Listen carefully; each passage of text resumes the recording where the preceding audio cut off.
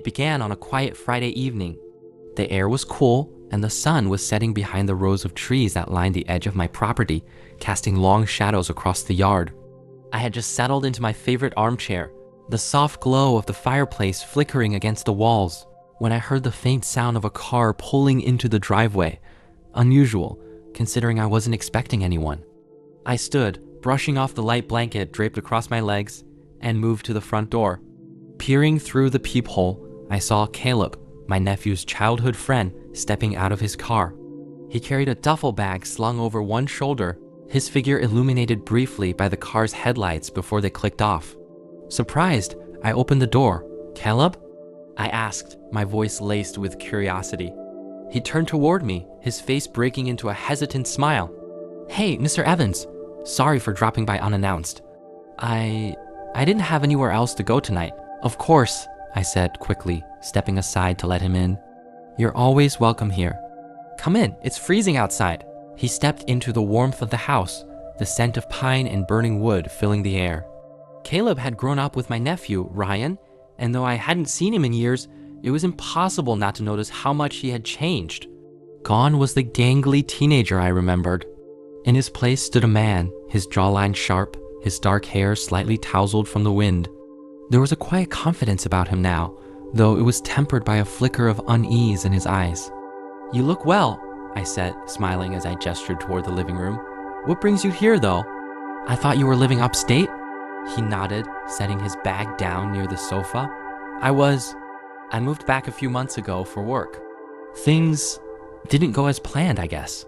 I didn't press further. Instead, I gestured for him to take a seat while I moved to the kitchen to make us some tea. As I waited for the water to boil, I couldn't help but glance back at him. Caleb sat on the edge of the couch, his hands clasped tightly together, his gaze fixed on the flames dancing in the fireplace. He looked tired, his shoulders slumped as though he carried the weight of the world. Returning with 2 mugs of tea, I handed him one and settled into the armchair opposite him. "Whatever's going on, you're safe here," I said gently. His eyes flicked up to meet mine, a faint smile tugging at the corners of his lips. "Thanks," he murmured. "It's just been a rough couple of weeks. I didn't mean to intrude. I'll head out in the morning." "Don't be ridiculous," I said, shaking my head. "Stay as long as you need." You know that, for a moment, silence stretched between us, the only sound the crackling of the fire. Then, almost hesitantly, Caleb spoke. "Do you ever feel like you've made all the wrong choices?"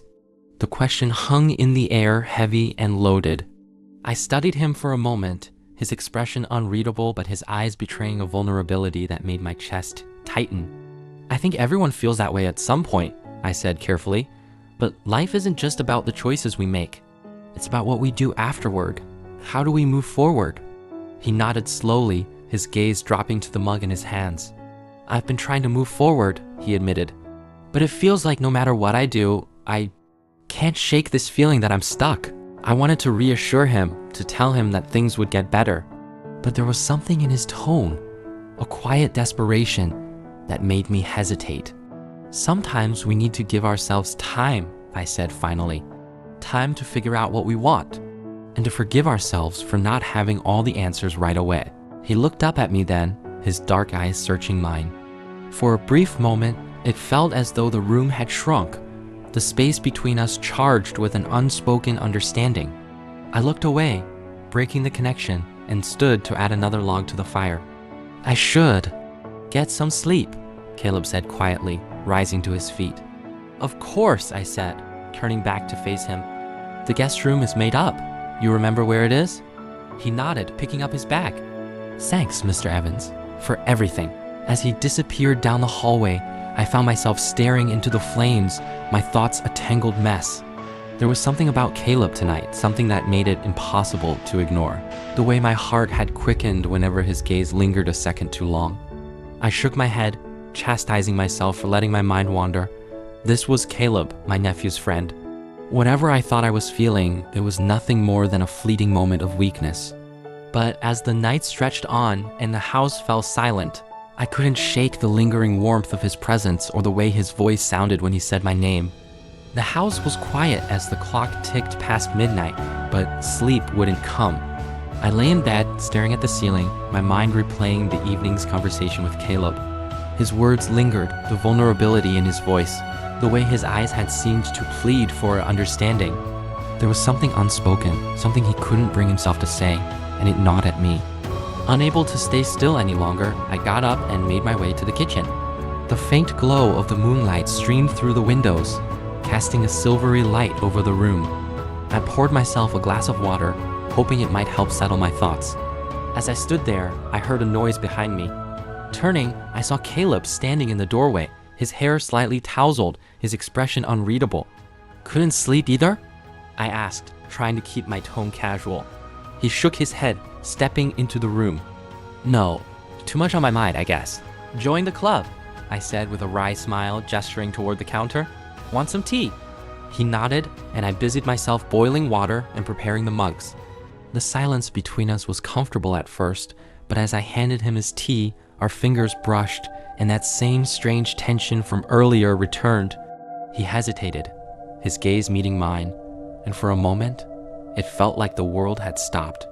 "Mr. Evans," he began, his voice quiet. "Can I ask you something?" "Of course," I said, leaning against the counter, my heart inexplicably starting to race. He hesitated, as though trying to find the right words. "Do you ever feel like you're not being honest with yourself? Like you're holding back something because you're afraid of what it might mean?" The question caught me off guard. I searched his face, looking for some hint of what he was trying to say. There was a vulnerability in his expression, a rawness that made it impossible to brush off. "I think everyone feels that way at some point," I said carefully, "but it takes courage to face those feelings, to figure out what they mean."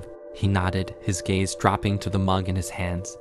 "I've been trying to figure it out," he admitted, his voice barely above a whisper.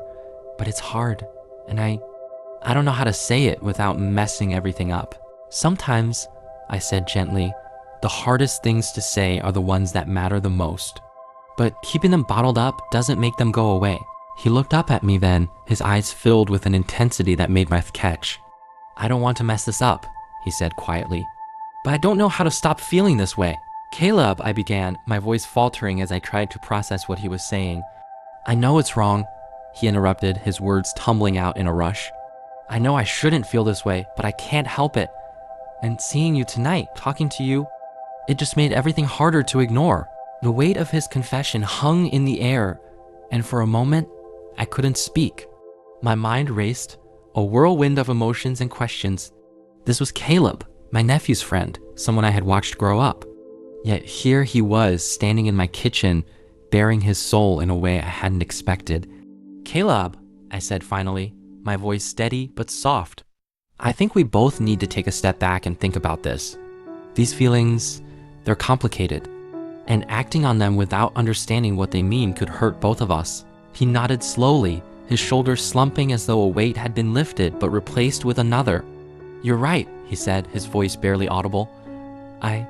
I'm sorry. I shouldn't have said anything." "No," I said quickly. "Don't apologize. I'm glad you felt like you could talk to me, but this is something we need to handle carefully, for both our sakes." He gave a small nod, his eyes filled with a mix of gratitude and lingering uncertainty. "Thank you," he said quietly, "for listening, and for not hating me." I managed a small smile, though my chest felt tight. "There's nothing to hate, Caleb. We're only human. But we have to be careful, okay?" "Okay," he said, his voice steadier now. He set his mug down and turned toward the hallway. "Good night, Mr. Evans." "Good night, Caleb," I replied, watching as he disappeared into the shadows of the house. As I stood there, alone in the quiet kitchen, I couldn't help but wonder what the morning would bring. One thing was certain, everything had changed, and there was no going back. The morning brought the gentle warmth of sunlight spilling across the kitchen counter. The events of the previous night felt like fragments of a dream, yet the weight in my chest reminded me it was all too real. Caleb was still in the guest room, and the house was silent except for the faint chirping of birds outside. I prepared breakfast with a quiet resolve, the familiar motions grounding me. When Caleb finally appeared, he looked hesitant but more at ease. He offered me a small, tentative smile as he sat at the table. "Good morning," I said, setting a plate in front of him. "Morning," he replied, his voice softer than usual. He picked at his food for a moment before speaking again. I just want to say, I'm sorry if I made things weird. You don't need to apologize, I said firmly, sitting across from him. I'm glad you were honest with me. That takes courage, he nodded, his gaze fixed on his plate. Still, I shouldn't have said anything. I didn't mean to put you in an uncomfortable position. It's not about comfort, I said, my tone gentle but steady. It's about figuring out what's best for both of us. And I think the best thing we can do right now is take some space. Time to reflect on everything. He looked up at me, his expression conflicted but understanding. I think you're right, he said. I don't want to lose the connection we have. You won't, I assured him. But for now, we need to focus on ourselves. That's the only way to move forward healthily. The rest of the breakfast passed in quiet conversation, the heavy tension from the previous night replaced with a tentative sense of peace. By the time his ride arrived, Caleb seemed more grounded, his usual calm confidence beginning to return. At the door, he hesitated, turning to look at me one last time. Thank you, he said, his voice filled with sincerity. For everything. I'm glad I talked to you, even if it was hard. I smiled, resting a hand on his shoulder. Take care of yourself, Caleb, and remember, you're not alone. As he walked away, a mix of emotions swirled within me: relief, sadness, and a quiet hope that we had done the right thing. I watched until his car disappeared down the street, then closed the door, leaning against it for a moment. Life had a way of throwing unexpected challenges our way, but I knew this was just another chapter in a much larger story. I didn't have all the answers, but I felt a strange sense of clarity. This wasn't the end, it was the beginning. As I stood there, a faint smile crossed my lips. The house was quiet again, but this time it didn't feel empty. It felt full of possibility.